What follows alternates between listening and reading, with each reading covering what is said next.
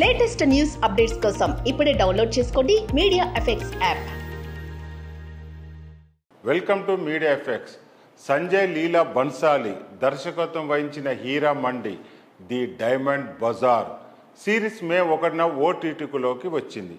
ఈ series Netflix ఓటీటీలో అందుబాటులో ఉంది. ఈ వెబ్ సిరీస్ లాహోర్లోని రెడ్ లైట్ ఏరియా అయిన హీరామండి కథ ఆధారంగా ఈ సిరీస్ను తెరకెక్కించారు సంజయ్ లీలా బన్సాలి. బ్రిటిష్ హయాంలో వారి పరిస్థితి ఎలా ఉందో ఈ సిరీస్ ద్వారా చూపించారు. ఈ వెబ్ సిరీస్లో చాలామంది ఆర్టిస్టులు ఉన్నారు. స్టార్ హీరోయిన్స్ దగ్గర నుంచి సీనియర్ హీరోయిన్స్ వరకు చాలామంది సినిమాలో కనిపించారు. అయితే ఈ వెబ్ సిరీస్ కోసం ఒక్కొక్కరు భారీగా రెమ్యునరేషన్ అందుకున్నారంట.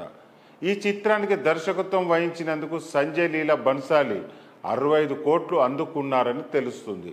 మొత్తం సిరీస్లో అత్యధిక పారితోషికం తీసుకున్న వ్యక్తి బన్సాలి. ఇప్పుడు హీరామండి వెబ్ సిరీస్లో నటించిన నటీమణుల విషయానికి వస్తే సోనాక్షి సిన్హా అత్యధిక పారితోషికం అందుకుంది. ఆమె 2 కోట్ల రూపాయల రెమ్యునరేషన్ అందుకుందంట. అలాగే ఆదిత్యరావు హైదరి తన నటనతో అందరి దృష్టిని ఆకర్షించింది. ఆమె దాదాపు 1 నుంచి 1.5 కోట్ల రూపాయలు తీసుకుందంట.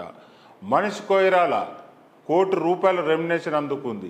ఈ సిరీస్లో రీచా చద్దా రజ్జో పాత్ర పోషించిన మనీషా సంజీత శేఖర్ ₹40 లక్షల అందుకున్నట్టు టాక్. ఆమె పాత్ర ఎక్కువ సమయం తెరపై కనిపించదు. సంజయ్ లీలా బన్సాలి సినిమాలోని సెట్స్ అందరి దృష్టిని ఆకర్షించాయి.